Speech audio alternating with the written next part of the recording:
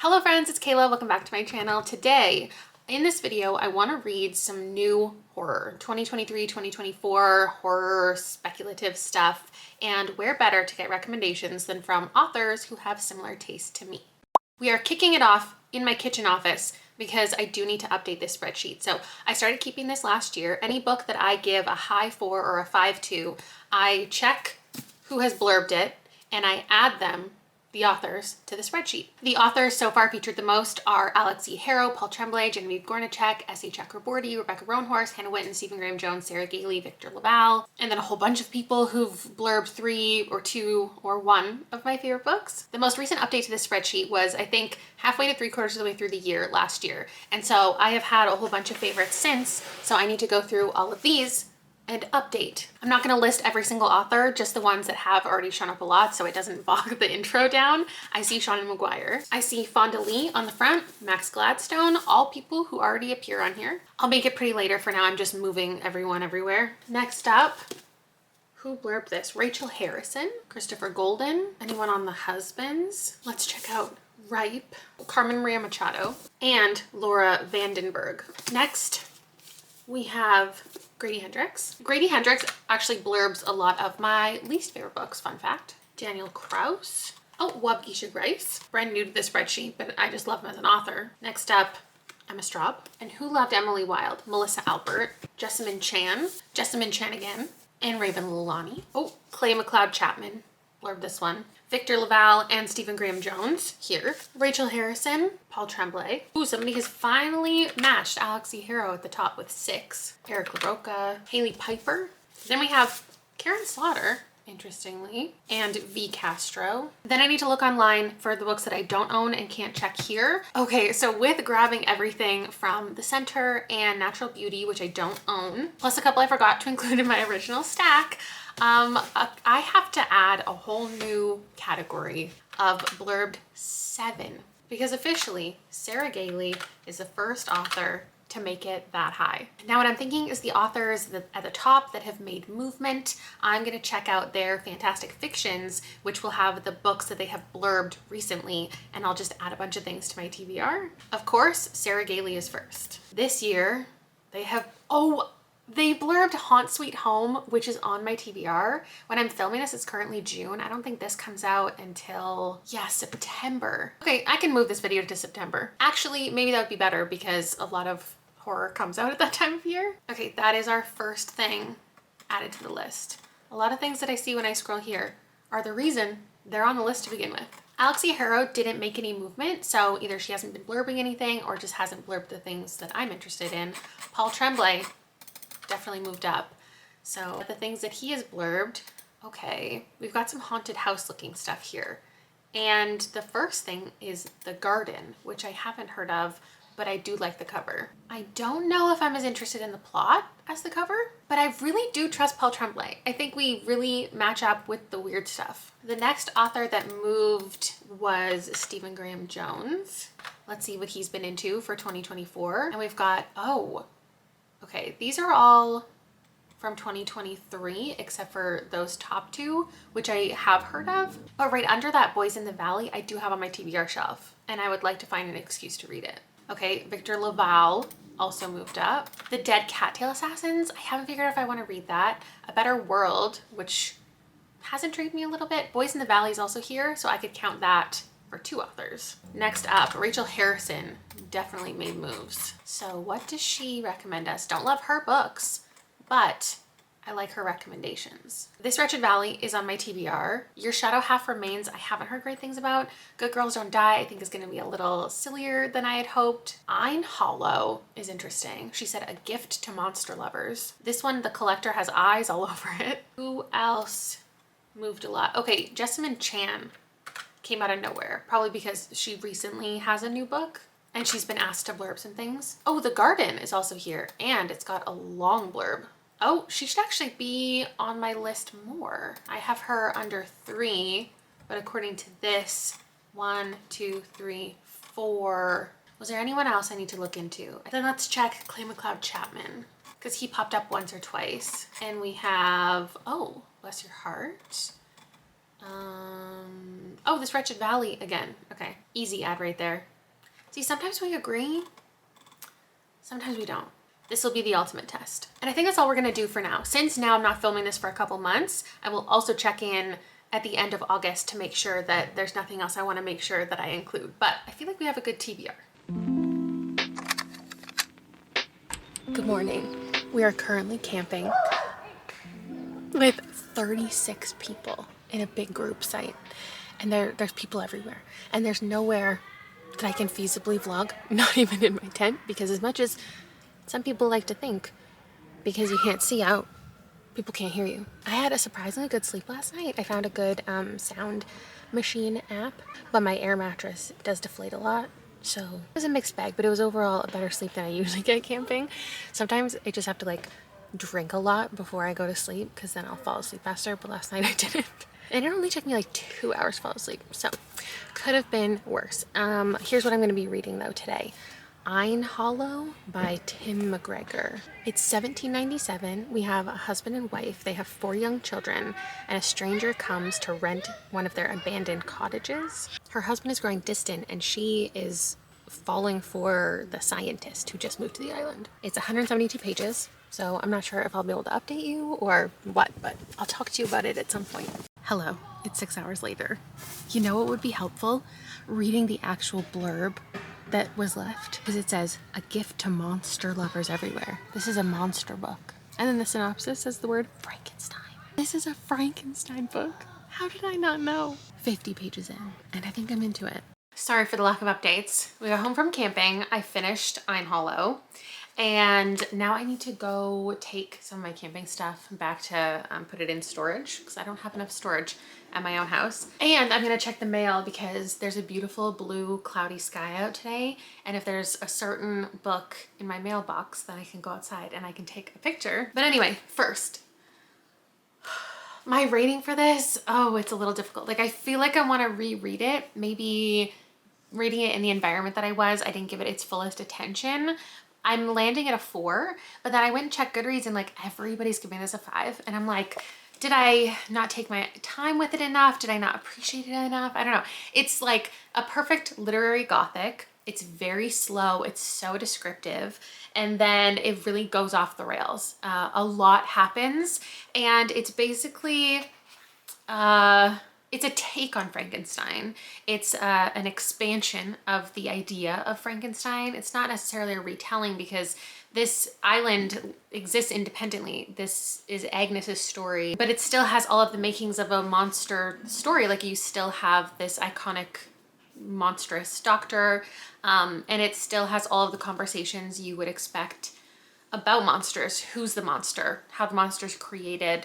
There is a lot of like child and infant death in here, so it was by no means an easy read, but I liked being in this moment in time and talking about these women who live on this island, and it's not just Agnes, but it's her friends and the women who she supports with their birth and how they just can't stop having babies, and some of their babies are not living and they don't have them all with them anymore. It had plenty of body horror, it was gruesome, and it had beautiful language. So I think because I don't have a reason, that's why I'm struggling with wanting it to be a 5, because I don't have a reason that it's not. I wouldn't want it to be longer. I think this was a great novella. In fact, I probably should have saved it for October when I'm trying to read a bunch of horror novellas. Agnes is such an interesting, different character because she's in this situation she can't control because women don't have certain choices, and her husband has a lot of control over her, but she's also much bigger than him and stronger than him, and it talks about that and their dynamic in the story. And then her becoming involved with Frankenstein and just their dynamic as he lets her in on his life a little bit and they get close in such an unexpected way. It's very interesting. I think more people will like this than will not. So highly recommend. I actually meant to read this second. I was gonna read this Wretched Valley first because I'm assuming it's not gonna go well because the ratings are very poor. And then when that happened, this was supposed to be like the retribution for that. So now I feel like reading that one next I feel like I'm going into it expecting it to not be good, and those are not the vibes I need. So I'm gonna read something else, but first I'm gonna check the mail and hope that something good is in there. Okay, that book ended up not coming in the mail. So I just went with Rob and we got groceries, and now I'm making dinner. I decided to start, or we also today played code names. My channel members, we're doing it monthly for a little bit. So if you want to join now and learn how to play, and then you can hang out with us in the October live show. You have to pick a team. You're either team me or team Rob, team red or team blue. Rob crushed us last time, but I won today. So we'll see what happens at the tiebreaker round, and I hope you're there for it. But the book I decided to start is The Garden by Claire Beams.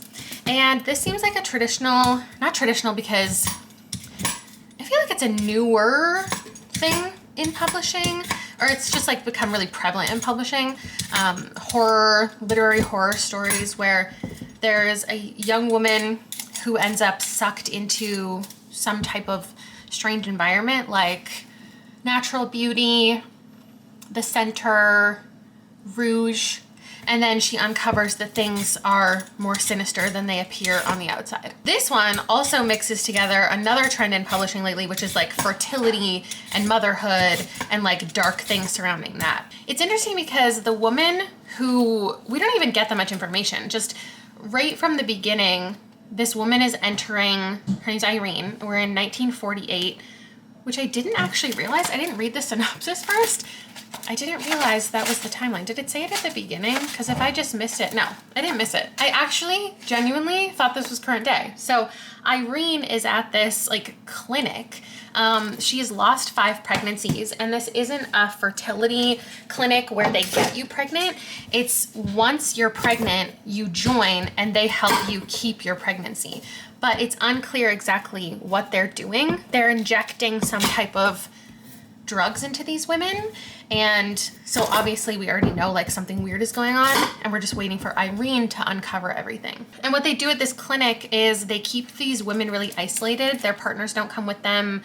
The friends that you make there are just the women who are already there, who are like the exact same moment in pregnancy as you. There was a line I really liked because they're not allowed to like do anything. They just have to rest all the time. They're not allowed to make choices. They're not allowed to think for themselves. They have these occasionally therapy sessions, but they're very light.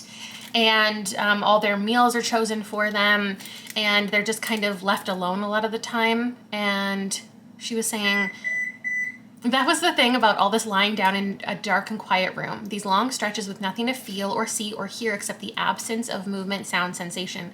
You could start needing something to sense so badly that you supplied it for yourself. In the end, and attached more meaning to it than you should. Irene might so desperately want movement that her mind had made it for her in the wrong place. So now Irene is hallucinating, maybe. I just dropped sweet baby Liam off at his first day of high school.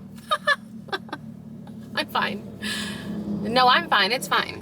It's chill. It's normal. It's fine. I'm not looking at his first day of kindergarten versus first day of high school photos and trying not to sob my eyes out or anything. Anyway, I am excited because this is now time to get back into like a routine, which I felt very out of for the last couple months. This summer has probably been the most like active, the most I have actively been doing with him daily. Like we've been going places, we've been doing things, we've been keeping busy. Because usually there's a couple weeks of the summer where I just let him rot because like I'm still getting my normal work done.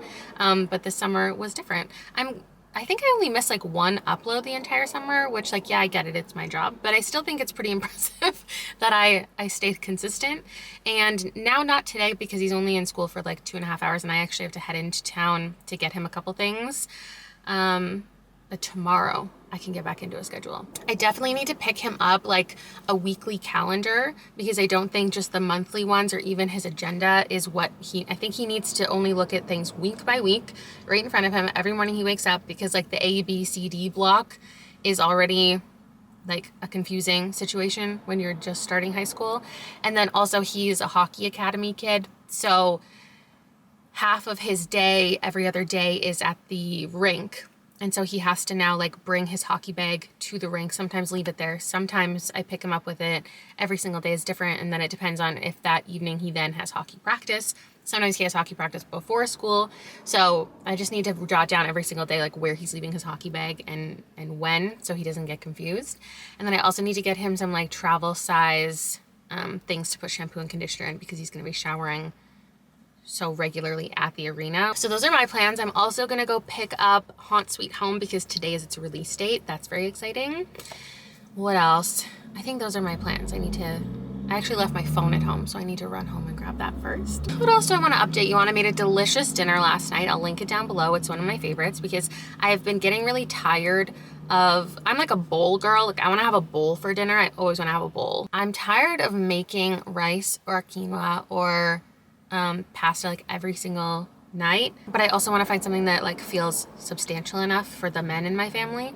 So last night, and I've done this one a couple times where it's like a chickpea base, like kind of like a hummus. And then there's like a green goddess sauce and then chicken and sweet potatoes and herbs and cucumber. It's pretty simple, but it is filling. And then like a little chunk of naan with it. And I've been liking doing that for like a faster. It's not much faster. It's just like I can just put 2 things in the oven and that's all I have to think about rather than things in the oven and things on the stove or a bunch of pots on the stove. So that's been my like quick dinner lately, and I did it last night and I confirmed that it's probably my favorite, but that also probably means I'm gonna make it like once a week for the next 3 months and then be sick of it and then not have it for like 6 more months. Anyway, I am getting a little bit bored of my book, I'm not gonna lie.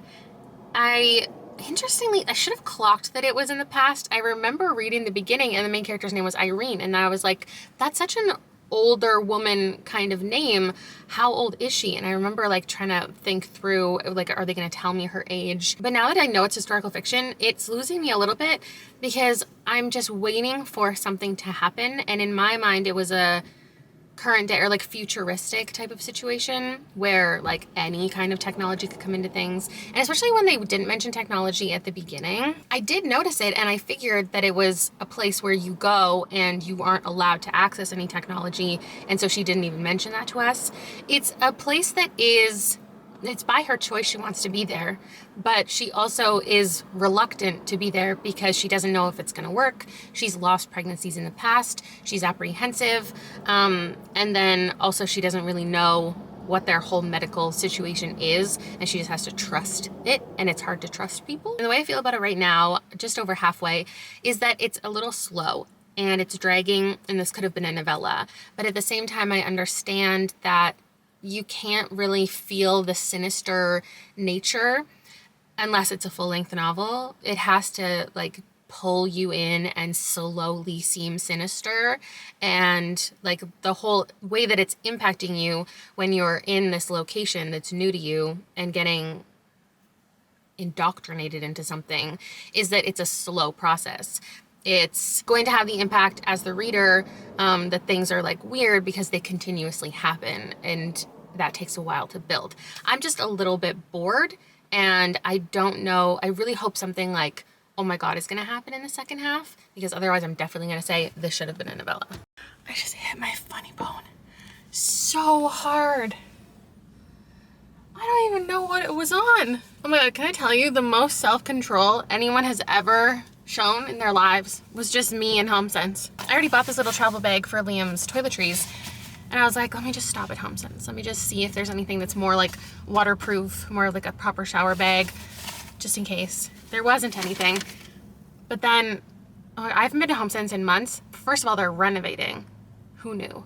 I think they're taking over the whole store next door. And then the Halloween fall pumpkin shit was out of control. Like, yeah, I wanted to buy this, and I wanted to buy that, and I wanted the mugs, and I wanted these blankets. But do I need any of them? No. Do I need all of the ones I already own in my home? No. Oh my God, that felt very powerful. Okay, I'm so hot. I just bought this little sweater from American Eagle like a couple days ago, and I've been dying to wear it. It's not warm enough to wear it, but I bought this because I was so sad I didn't get the airy one. There's like these short sleeve, such cute ones, and they went out of stock so fast, and my store never carried them. So I was like, I'm just gonna buy a cute little cardigan anyway, and I had to get a long sleeve, but like I needed it, but it's definitely not cardigan weather. Here's the thing that I ended up grabbing for Liam, because I think that this with the stickers will encourage him to use it, and it's just a simple one. And look at the top, it says to have a great week. I finished my book. I popped in the audiobook on my drive into the city, and I'm giving it like a 3. I'll talk to you more about my thoughts when I get home. The feminine collective supporting women situation was great. I don't know that this needed to be in the time period that it was, or even felt like it was in the time period that it was. That definitely could have felt a little more prominent with like the language, the situations, like if you're gonna set it in a certain time, bring in, you know, pop culture stuff. I would definitely feel comfortable recommending to other people. Obviously you have to be down for like the pregnancy and motherhood, all of that. Time for an update. Liam's first day of high school went incredible. He had a great time. He has friends in almost all of his classes. He's excited about everything. I'm excited about everything. I haven't seen you for a few hours. I took pictures of bookmarks. This is the latest just hold on.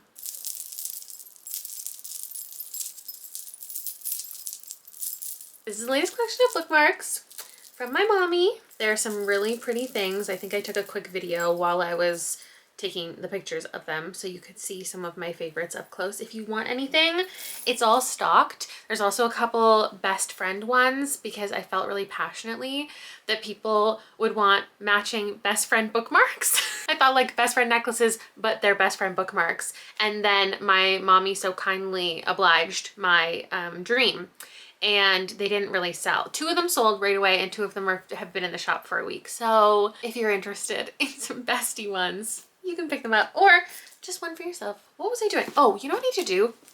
Read the actual blurbs, because I realized I haven't actually read the blurbs. My bad. Jessamine Chan said, "No one writes feminist historical fiction like Claire Beams." Nobody writes it. Okay.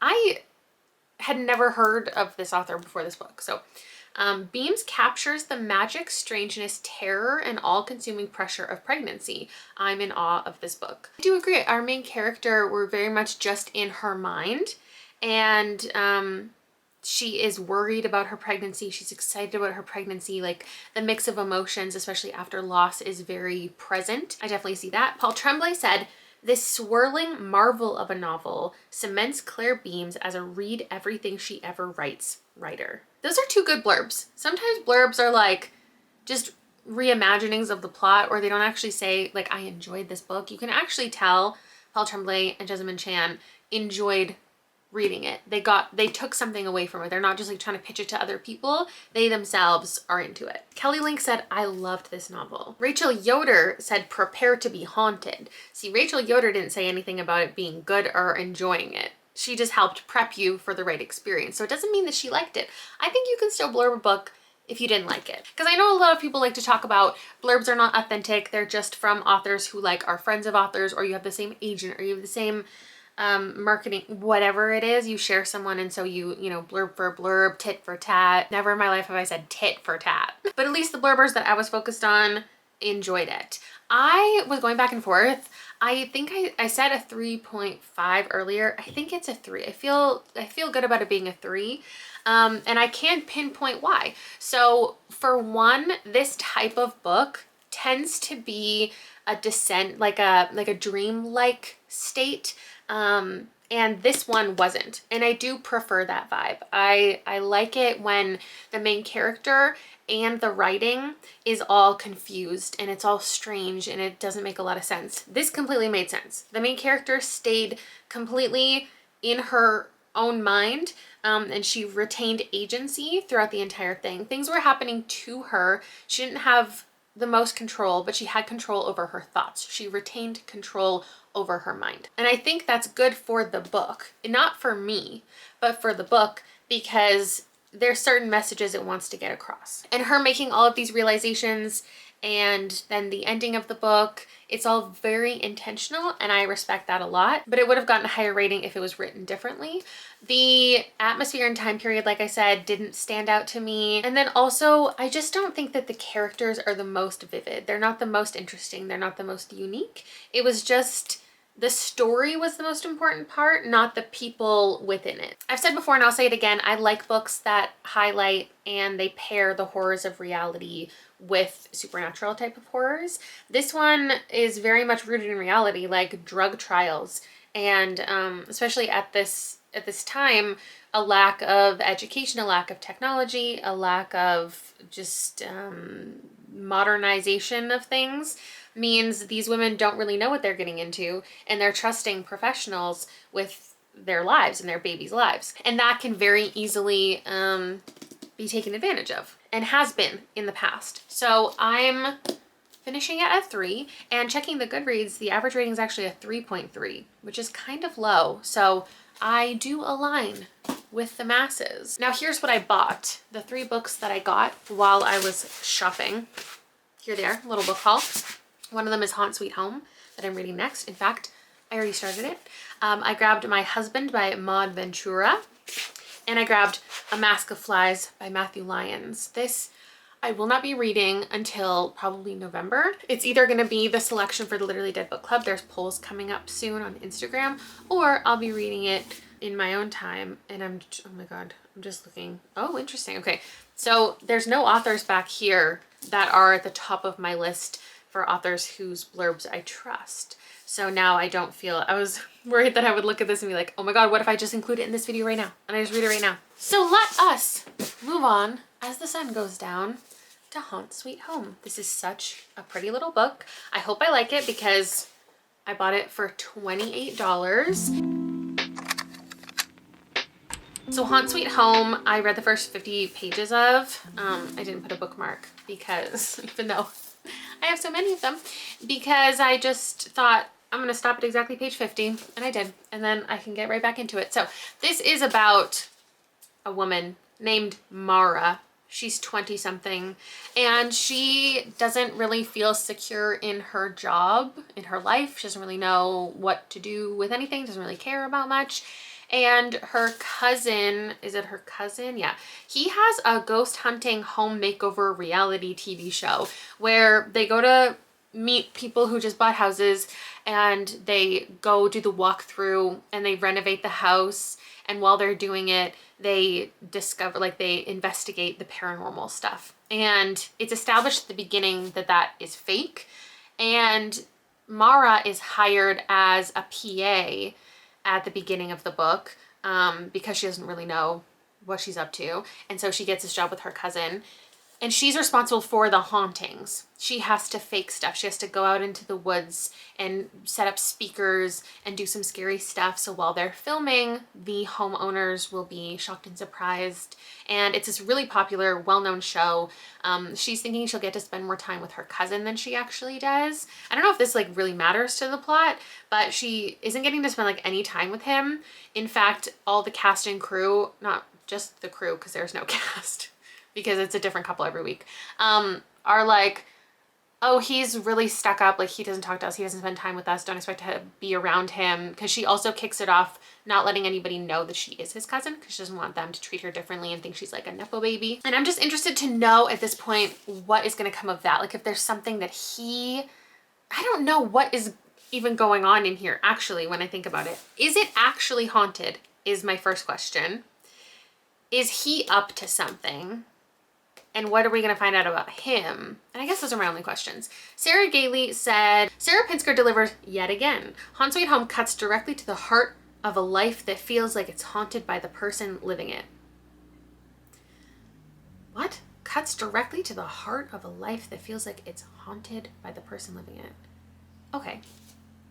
That makes sense. Also, actually thinking about blurbs, the author submits such a larger review, and the publisher is the one picking out the part of the blurb they want. So when I talk about blurbs and I say this author didn't say they liked it might just be because that's not what they decided to include as the marketing. So if any marketing people are watching, just so you know, I want to know that the author liked it. I want them to say the words, this is a book for me.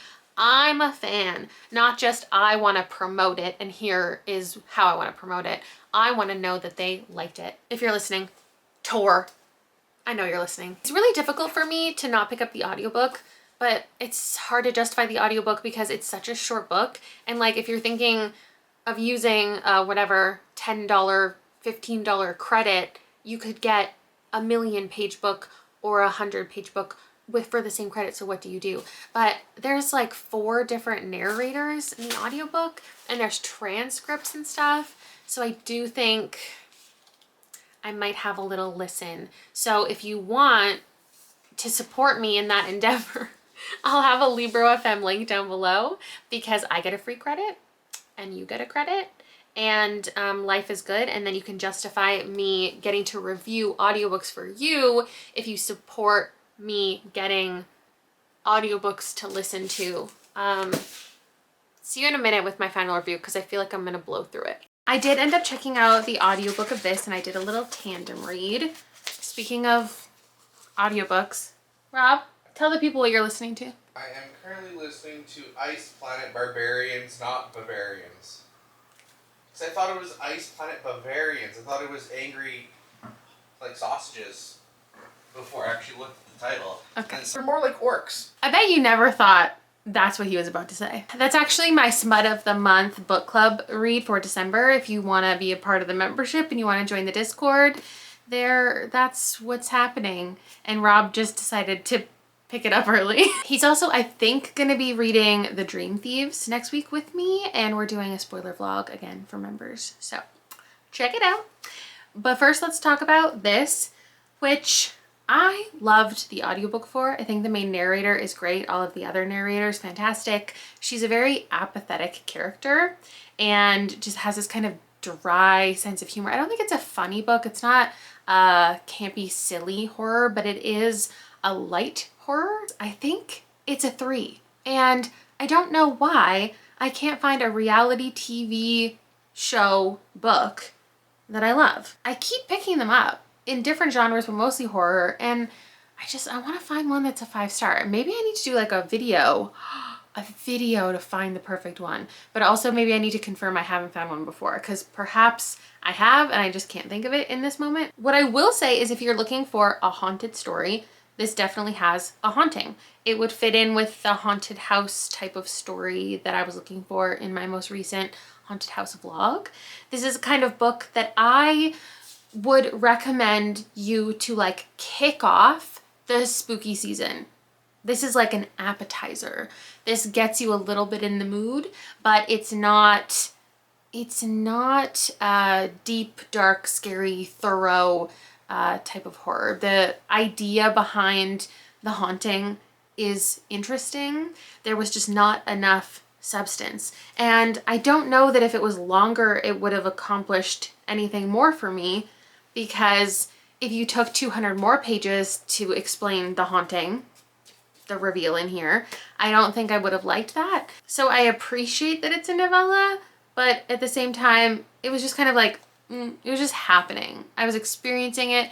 It was fine. It's so pretty that I'm upset now that it's not going to be on my shelves out there, because that is reserved for 4 and 5 stars. It's also never great when you buy a brand new book and the same day you read that book and then it's not great, because you're like, I just spent money to have not the best time of my life, and it's already over. I am glad I didn't pick it for the Literally Dead book club, because in October we're reading 3 novellas together and this was a contender, and I don't know if I could build a great discussion out of this. Though I can say now, like, this blurb makes more sense having read it. Yeah, I don't know what else to tell you about the plot.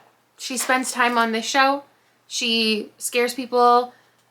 It's like pretty much just one episode. It's done and dusted. Is that the phrase? I don't know. But let's move on to the next book. Little did you know, I actually already started it before I reviewed that book that I just finished. This is This Wretched Valley by Jenny Kiefer. This is getting poor reviews. 60 pages in, I'm having a good time. I think, here's the thing. This, to me, is obviously inspired by the Dyatlov Pass incident, and I do believe one or some of the blurbs talked about that, but the book did not open with that.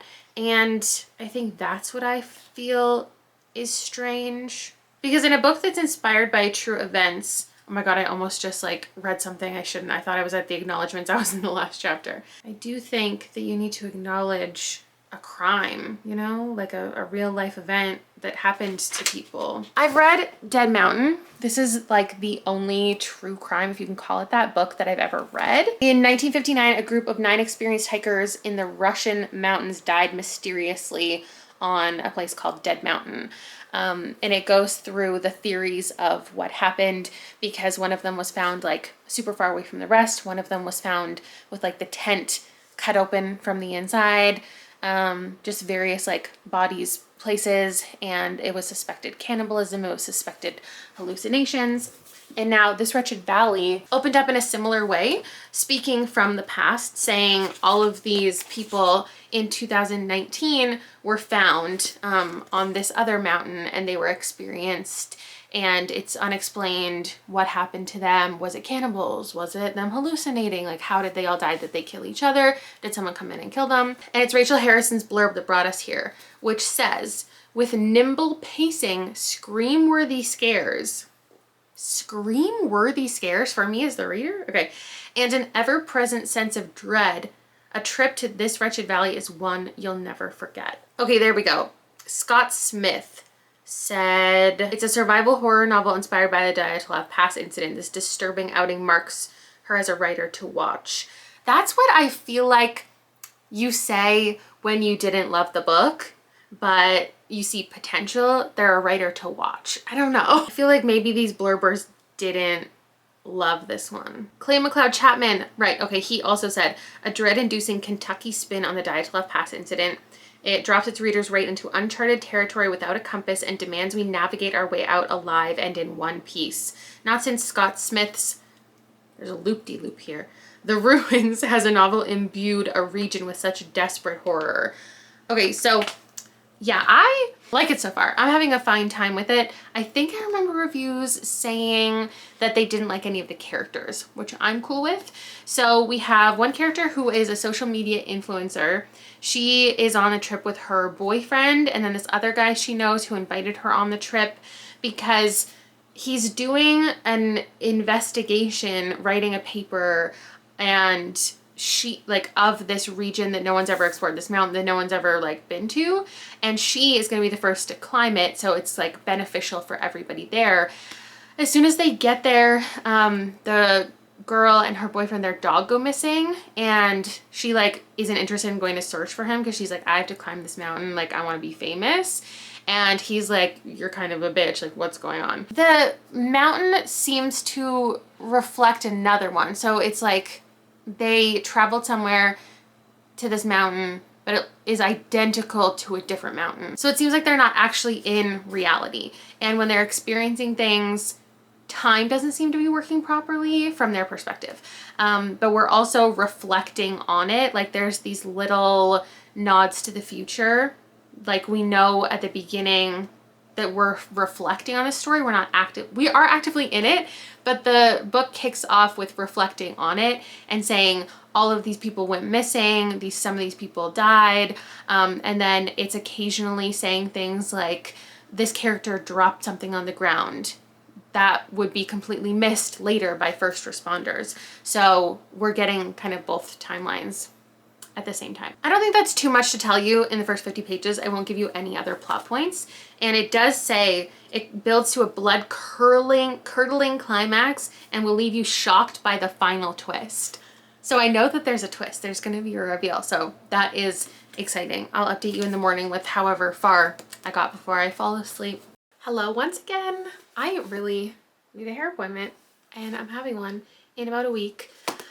What do I want to update you on? You know what I never told you?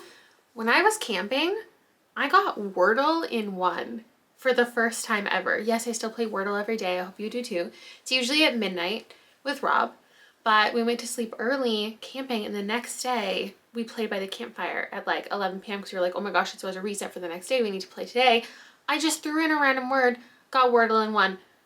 Craziest moment of my life. I was so excited. I think I squealed, and all the people around me were like not as impressed as I think they should have been.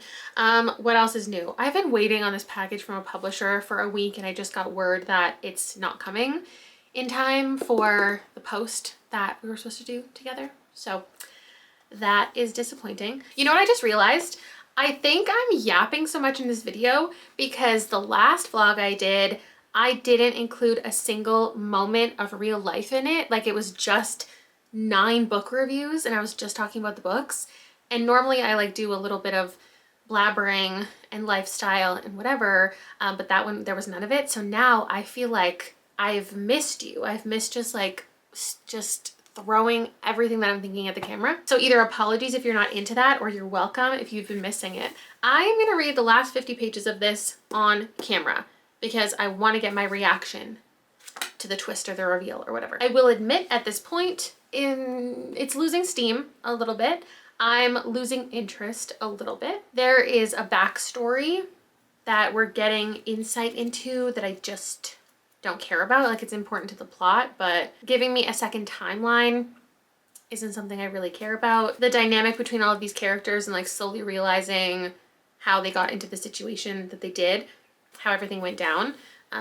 It's like vaguely interesting. It's not that I dislike the characters and I'm gonna dislike the book. It's that because you dislike the characters, I guess the stakes don't really matter. It's not giving us anything to really care about. So I do understand what people mean when they say they didn't like the book because the characters are people they didn't like. I guess especially because it kicks off saying like, all these people are dead.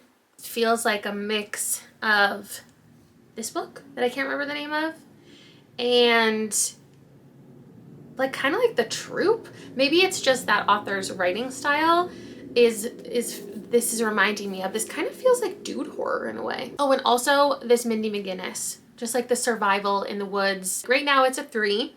Depending on what's about to happen here, it could go up.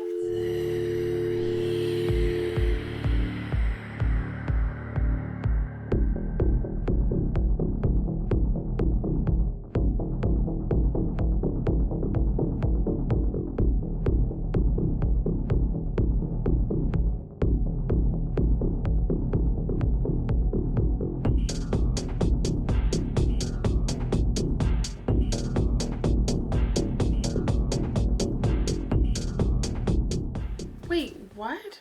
What was the twist? I'm so confused. Wait, I don't get it. What?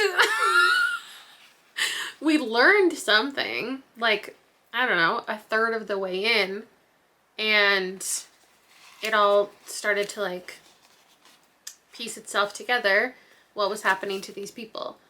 So there was no like reveal at the end because we already understood that's what was happening. There was a lot of descriptive horror, like body stuff, like intestines and eyeballs and blood and gushing and stabbing and like a lot of stuff. It's definitively horror, like not one of those ones that just has a couple horror moments or hints to something that's not real. Like, it is horror. It's got it all, but I don't know, it just didn't do anything for me in that way. The best part is the rock climbing of it all, but that wasn't like a lot of it. It was mostly survival. What the heck was the twist? Are they just saying like, no, it says the final twist. The internet's gonna need to tell me what the twist was. Okay.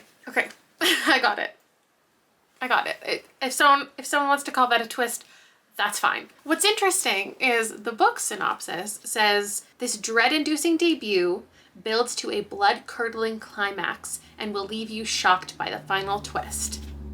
The Goodreads synopsis ends with, this page-turning debut will have you racing towards the inevitable conclusion, which is far more accurate. Do you think that somebody like changed it after they got reviews saying like, that's not a twist? Like, okay, it's a twist. Like, the last couple pages, I guess, is a twist, but not if you take into account what you've already understood the novel to be. Actually, I'm gonna give a spoiler for this.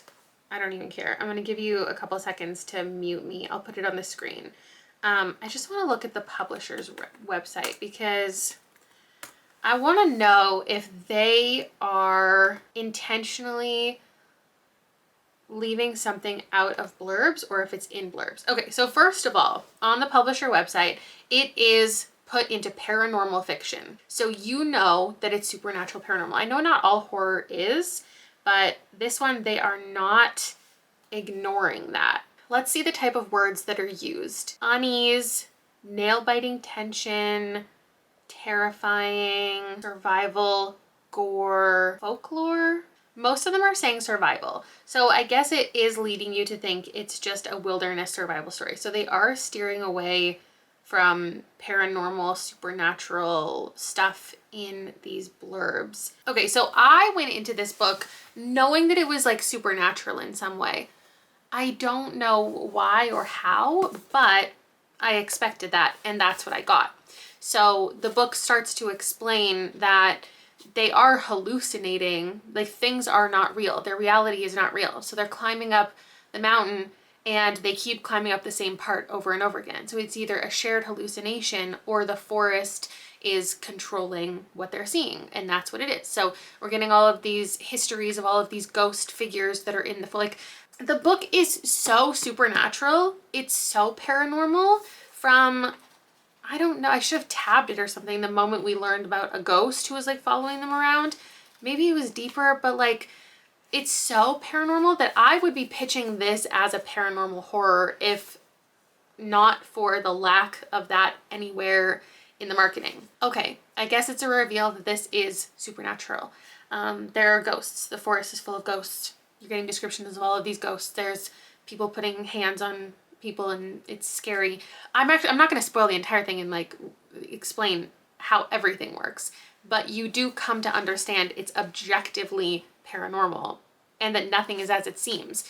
And from the very first time the mountain is introduced, it says this mountain shouldn't exist. Like this mountain doesn't exist. It looks exactly like it's a copycat of a mountain that exists somewhere else. So that's why when they're taking pictures of it and stuff, people were like, oh, I've already seen that mountain. That's this mountain over here. It's already been climbed. And they're like, no, this is in a completely different area. And they'll go there and time is wrong and their reality is wrong. And the things that they're experiencing, like they know isn't reality and we know isn't reality. So then in the final page, it says there was never a mountain there. Like that's the twist, that there was never a mountain and that it was all the whatever environment that was controlling the haunting, the whole area is haunted and that's what was making the people see what, and that was what was killing them and whatever. Like that's not a twist. Whatever, maybe it's a twist. Anybody who loves this, happy for you.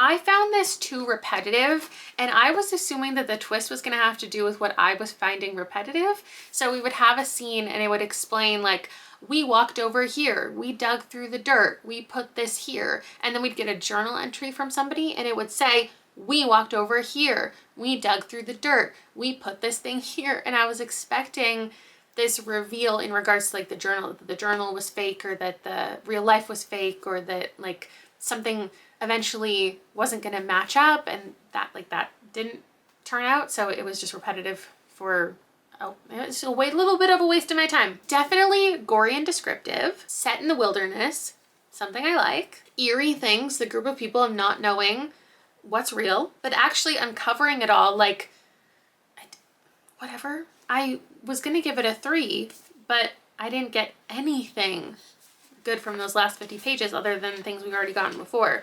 So it's now a 2.5. I was going to finish this vlog today, but I cannot read another like 3-star horror. So I'm gonna leave Boys in the Valley for tomorrow and post this tomorrow. All right, last book of the video, we have Boys in the Valley by Philip Francossi. Is my dryer a little loud? I don't know. Blurbs up the wazoo. Just a bunch of bros supporting their bro. Victor Laval said a riveting and horrifying tale of survival. And wait, Stephen Graham Jones' blurb is not on here. What did he say? Oh, well, when I Google it, I also get oh, Stephen Graham Jones is on the front. Well, anyway, I learned that Stephen King blurbed it.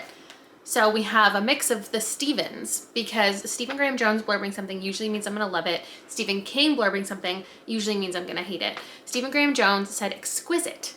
He's got his hand on the chisel going into your chest. Oh God. He said the prose is precise, the terror's exquisite. I don't think the prose is precise. Interesting way to phrase it actually, because I would say the prose is very simple. This is a very basic storytelling style. While it is getting into some emotional depth, it's not necessarily what I love in a horror as far as wanting to enjoy the writing. Okay, Victor Lavelle also said, a horrifying tale of survival set against a punishing and vivid backdrop. Yeah, I don't know that the writing is really giving like incredible atmosphere. I'm enjoying the story. So it's a religious horror. That's how far into it I am. It's very action-packed. At least like the second half of what I just read has been. We're following mostly our main character, Peter, but there are 30 boys at this school at St. Vincent's Orphanage. Peter, due to the murders of his family, ended up there. And now he's deciding if he wants to become a priest. He is in charge of a bunch of these boys.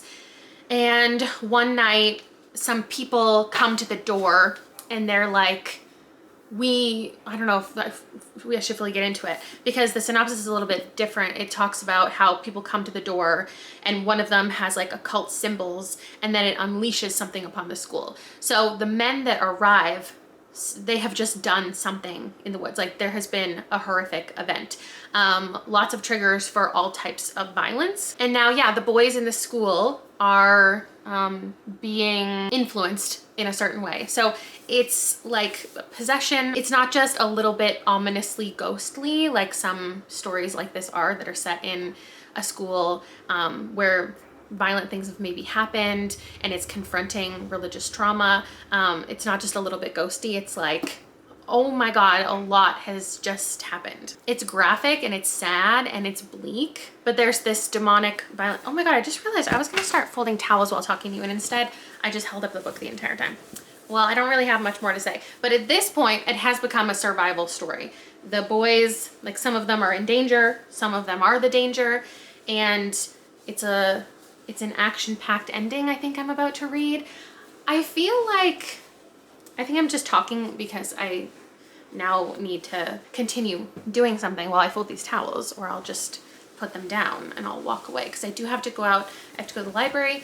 I have to drop off the bookmarks at my mom's. I have to grab the mail.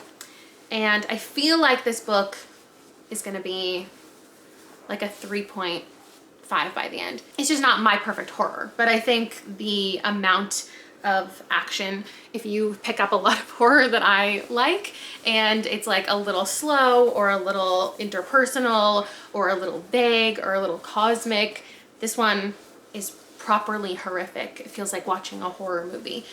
And sometimes that's a good type of horror for me, but it's not my all-time favorite. But there's also like not anything that I would consider a flaw in this book, besides the writing being a little simple. And maybe that's just the character voice, and maybe it's because we're following these young boys and that's an intentional choice by the author. But I'm gonna go finish it, do some things I gotta do, and I'll be back. My read of Boys in the Valley is complete. I am giving it a 3.5. I wouldn't hesitate to recommend it to people who are looking for all the things that I explained that it is. Now, my favorite horror, but could be for other people. I got some library books. See what I can show you that isn't spoilery for content.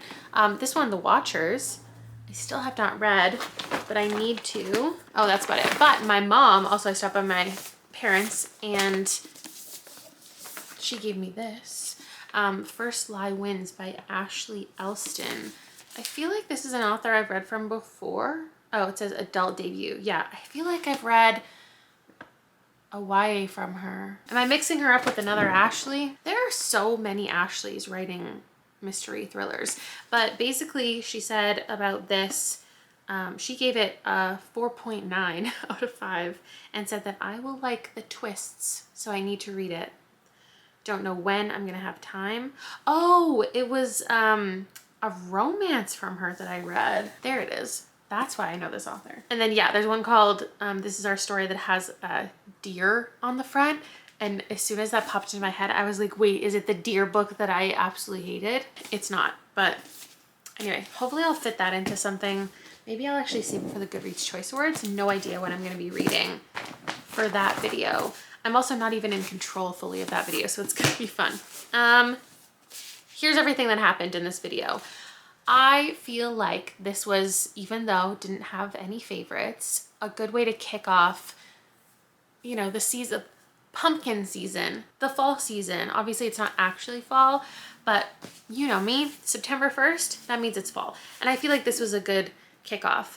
Let me rank them for you. I think I gave those two 3 stars, right? And this was a 3.5, and this was a 2.5, and this was a 4. So my favorite of all of them, my most recommended one, is Eynhallow. My favorite cover is this one. Happy to be here. Thanks for watching. I'll see you in my next vlog. No idea what it's gonna be, but I'm gonna be there, and you're gonna be there, and it's gonna be great. Bye!